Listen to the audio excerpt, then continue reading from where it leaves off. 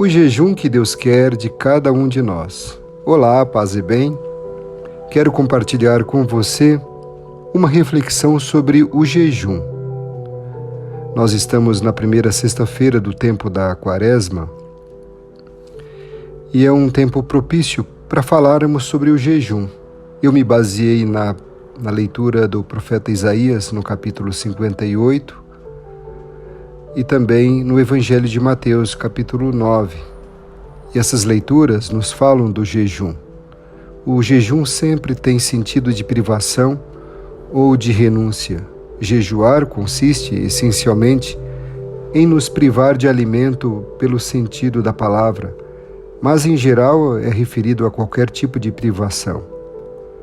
O jejum começa a reentrar na nossa cultura atual por razões de dieta, de estética, chamado o jejum intermitente, aconselhado por certas formas de religiosidade com origem no Oriente.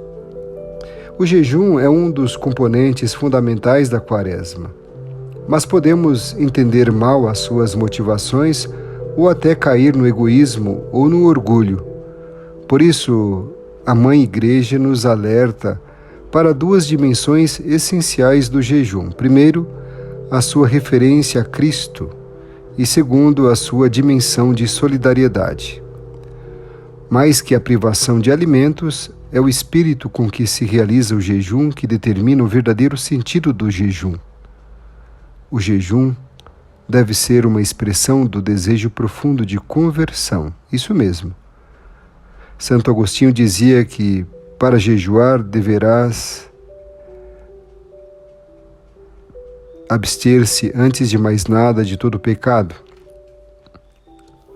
Fazer jejum significa saber renunciar a algo e dá-lo aos demais. É saber controlar nossas apetências, é saber nos defender com liberdade interior das contínuas urgências do mundo do consumismo.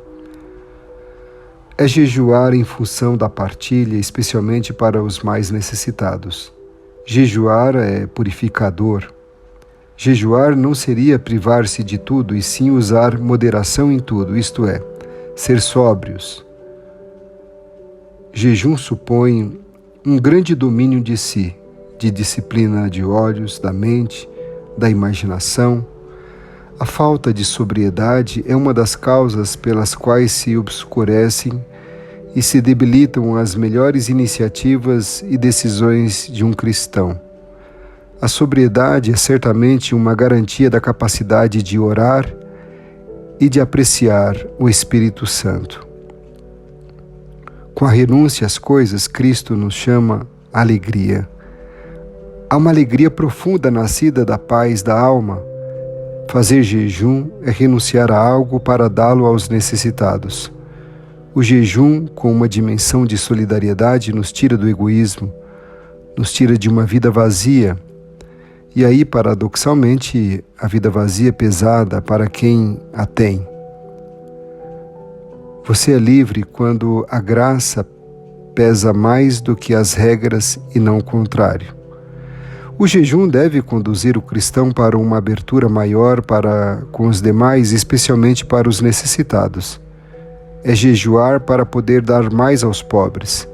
Se a falta de caridade continuar, se a injustiça estiver presente em nosso modo de atuar com os demais, pouco poderá agradar a Deus nosso jejum e nossa Quaresma. Poderemos deixar todas essas questões em segundo plano, mas são importantes.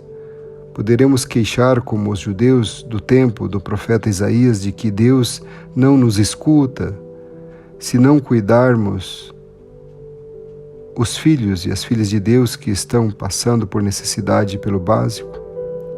O profeta Isaías é chamado pelo Senhor para denunciar com energia e coragem o divórcio entre o culto e a moral. Grita forte sem cessar, levanta a voz como trombeta e denuncia os crimes do meu povo e os pecados da casa de Jacó.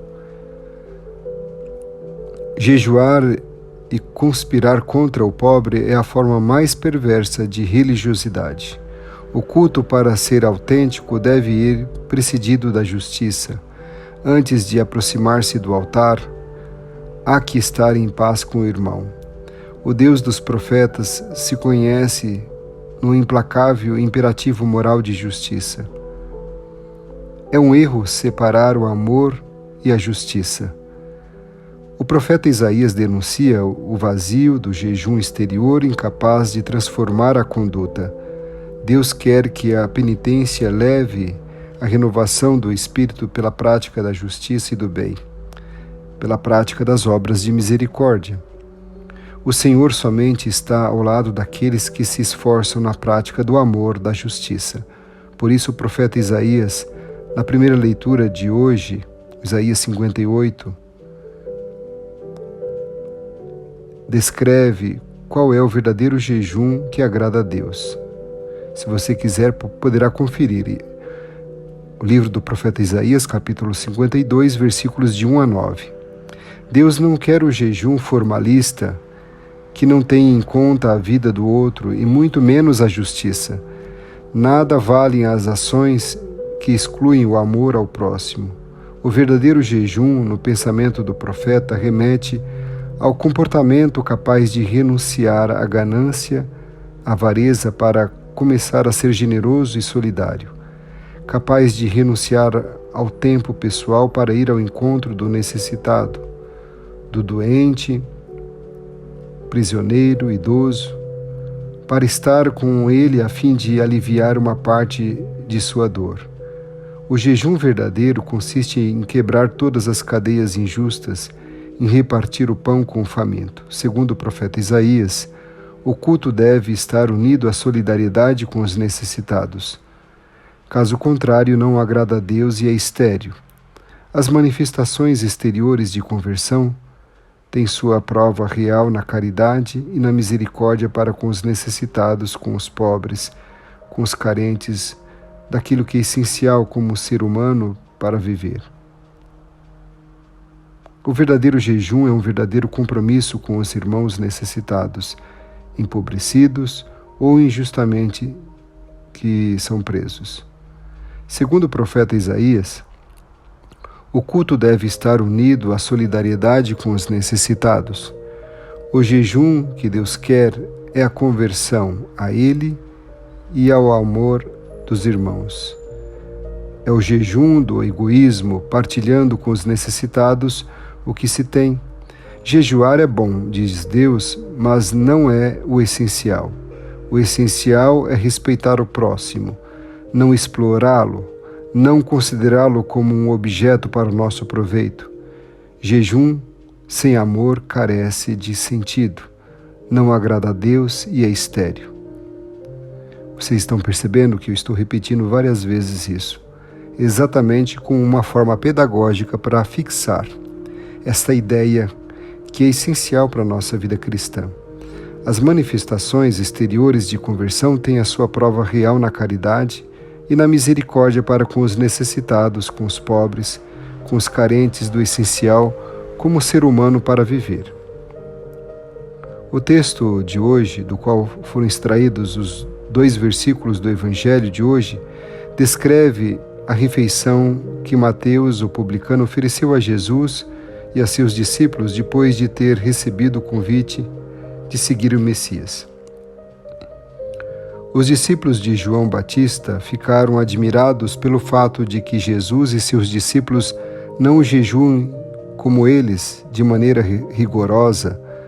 Na sua resposta, Jesus diz que os discípulos de João Batista não viram ainda em Jesus o esposo messiânico.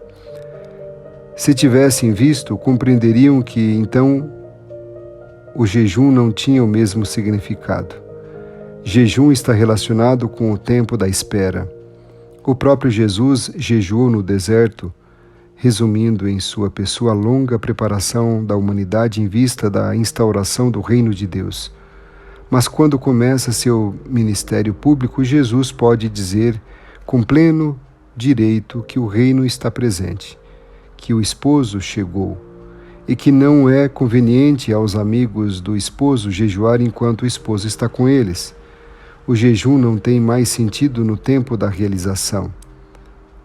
Somente depois da ressurreição o jejum retomará sua significação, na medida em que o tempo da Igreja deverá ainda integrar a dimensão da preparação e construção do reino de Deus. Este é o ritmo da Igreja. O que ela já possui dá o verdadeiro sentido àquilo que ainda está construindo, e o que ela ainda constrói lhe dá consciência daquilo que já possui. Nesse ritmo é que tem lugar o jejum. Ele está ligado pela Igreja aos dias dedicados à espera e à preparação. Tendo presente estas dimensões, entendemos melhor o sentido do jejum que nos é recomendado e pedido pela Igreja, e mais facilmente evitamos cair na busca de uma perfeição individualista e fechada, sem nos preocuparmos com Cristo presente nos outros irmãos necessitados, como bem enfatizou o profeta Isaías na primeira leitura. Em outras palavras, o verdadeiro jejum consiste em que cessam as palavras, mas que falem os fatos, as obras de caridade, dizia Santo Antônio de Pádua, que cale o entendimento, mas grite o coração. Não há nada que seja mais eloquente do que um minuto de silêncio. Um minuto de silêncio pode ser um minuto de escuta, um minuto de reflexão, um minuto de compromisso, um minuto de amor, um minuto de solidariedade, um minuto de ação compassiva para com o necessitado. Um dia de jejum deve ser também um dia de amor e uma semente de esperança. Cada dia de jejum deve ser traduzido em um passo contra o egoísmo, um esforço de compreensão, um compromisso pela justiça, um trabalho pela paz, uma força irresistível de amor para amar quem não merece ser amado. Um dia de jejum não nos converte, isso é verdade, mas nos faz conscientes da necessidade de nos convertermos. Não soluciona o problema da fome, mas nos solidariza com os famintos. Não nos liberta do consumo, mas nos inicia no exercício da liberdade. É protesto contra a injustiça e o consumismo desenfreado. É chamada a conversão, é grito profético. Se alguém se castiga a si mesmo através do jejum, é para que os outros não sejam castigados de fome pelo básico. Quando fazemos parar o estômago, é para que o espírito trabalhe em nós. Quando nos privamos de alimentos, é para que nos privemos dos vícios. Por isso, o jejum cristão não consiste apenas em abster-se de alimentos. Consiste, sobretudo, em desejar o encontro com Jesus Salvador e o encontro com o irmão, especialmente com o irmão carente do básico, para viver e sobreviver como um ser humano.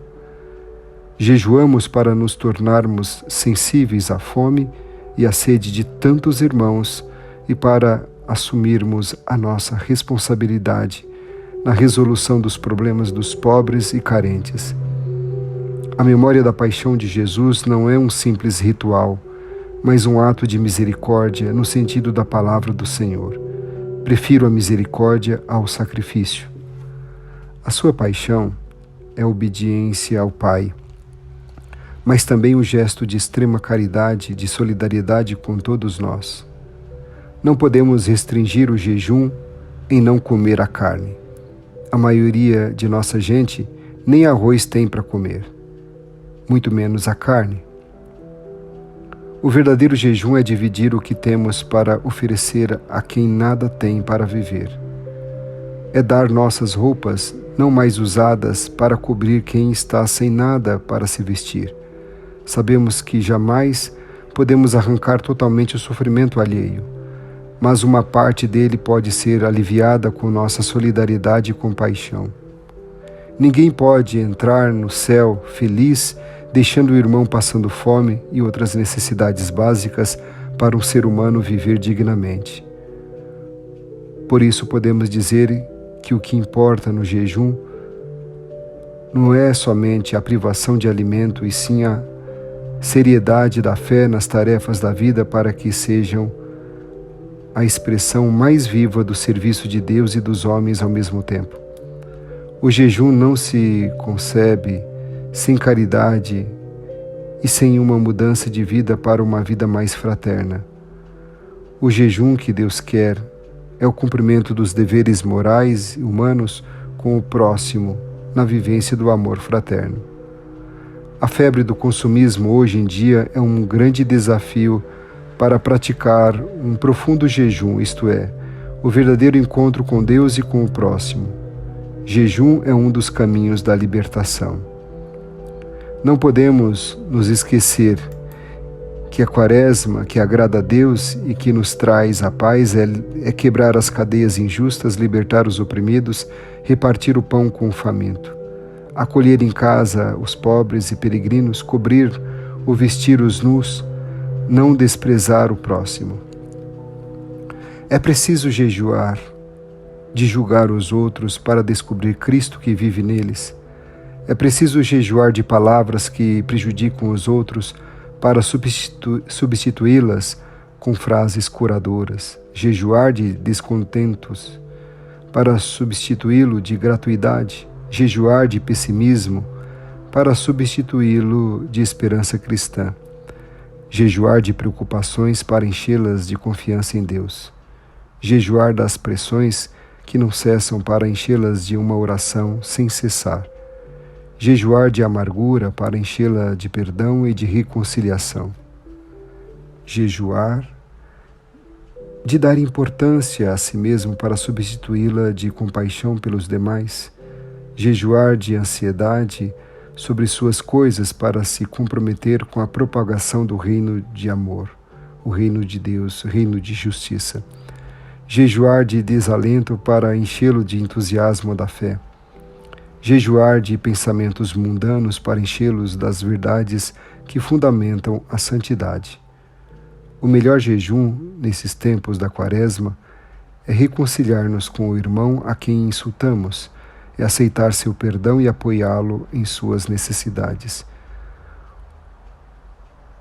O melhor jejum que podemos oferecer nesses tempos de Quaresma é voltar os olhos para Deus, amando ao próximo e perdoando de coração a quem nos faz dano. Somente então invocarás o Senhor e Ele te atenderá, pedirá socorro e Ele dirá: eis-me aqui. É preciso levar à oração essas palavras que nos queimam como as brasas. Meu irmão, minha irmã, espero que essa reflexão possa te ajudar a ser um cristão melhor. Uma santa e frutuosa Quaresma para você. Um forte abraço e fique na paz.